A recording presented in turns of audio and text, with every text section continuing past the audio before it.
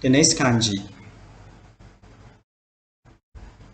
This kanji have the ongyumi, long, which means argue or tolerate. Argue or tolerate. Now let's see some example of how to use the kanji of long. Long, which means semantics or study of meaning. Gilong, which means discussion or argument.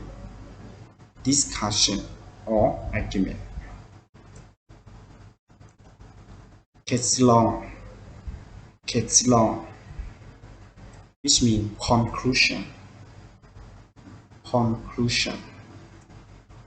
Lilong,